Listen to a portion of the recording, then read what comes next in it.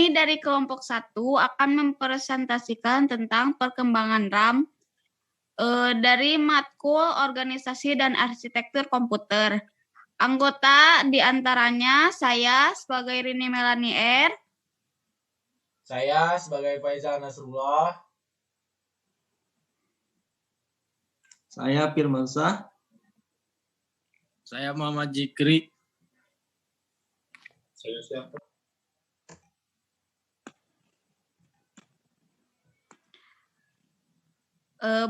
Yang pertama kita akan membahas tentang pengertian RAM. Apa itu RAM?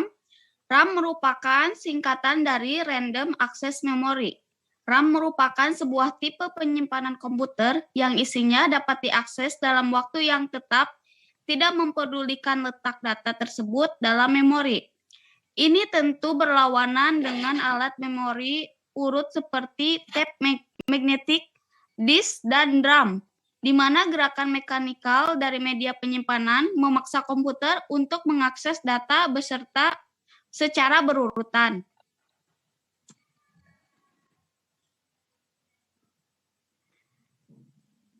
Meski digunakan di berbagai peralatan elektronik, tingkat kebutuhan RAM antar perangkat memiliki tingkat yang berbeda-beda. Ambil contoh, sebuah komputer yang menggunakan OS lama Windows 98, maka RAM yang digunakan dalam komputer ini tidak akan sama dengan komputer yang menggunakan OS baru Windows 7. Yang perlu diperhatikan, semakin berat aplikasi yang dijalankan, maka beban RAM akan semakin besar. Karena pada RAM lah, untuk sementara aplikasi dan data yang tengah kamu gunakan tersimpan, tetapi tidak secara permanen. Komponen ini pertama kali hadir pada tahun 60-an. Saat itu memori semikonduktor belum terlalu populer. Mengingat harganya yang mahal, saat itu lebih lazim menggunakan memori utama magnetik. Intel selaku perusahaan semikonduktor memulai debutnya dengan memproduksi RAM dengan jenis DRAM. Perkembangan RAM pun berlanjut dengan cukup cepat. Perkembangan ini terjadi untuk menyesuaikan dengan CPU yang juga berkembang. Perkembangan RAM hingga saat ini. Setiap komponen memiliki teknologi pasti selalu mengalami seiring berkembangnya teknologi, RAM pun demikian. Komponen ini mengalami perkembangan baik bentuk, kapasitas, hingga kecepatan. Untuk memudahkan berikut sejarah perkembangan RAM hingga kini. Tahun 1834, Charles Babbage mulai membangun pemikiran analytical engine, cikal bakal komputer. Perangkat ini hanya menggunakan memori baca dalam menggunakan punch card. Tahun 1932, Gustav Townshend menciptakan memori sederhana di Australia. Tahun 1936, Contrajus mematenkan memori mekanik untuk digunakan dalam komputer. Memori komputer sederhana ini didasarkan pada sliding bagian logam. Tahun 1939, Helmut Schreier menciptakan sebuah memori prototip menggunakan lampu neon. Tahun 1942, The Atanasoff Berry komputer memiliki 60 bit kata-kata 50 memori dalam bentuk kapasitor dipasang pada 2 drum bergulis. Untuk memori sekunder menggunakan kartu punch. Tahun 1947, Frederick W. Los Angeles mematenkan penemuan yang menggunakan memori inti magnetik.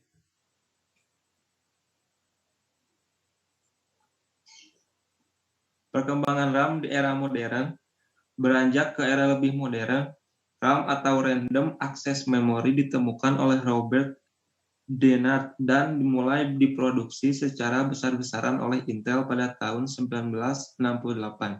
jauh sebelum komputer modern pertama dibuat IBM pada tahun 1981. Dari sinilah perkembangan RAM yang kita kenal sekarang bermula. Pada tahun 1970, IBM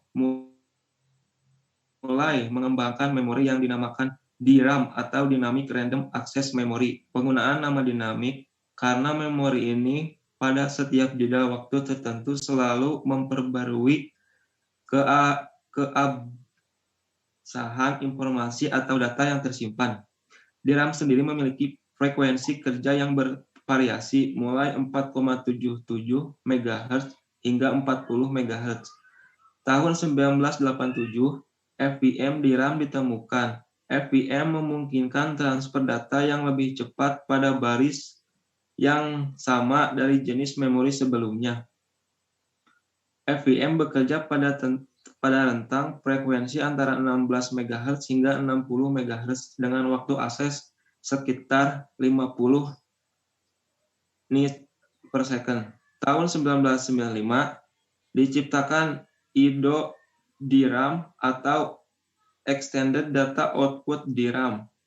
Ini merupakan penyempurnaan dari FVM DRAM.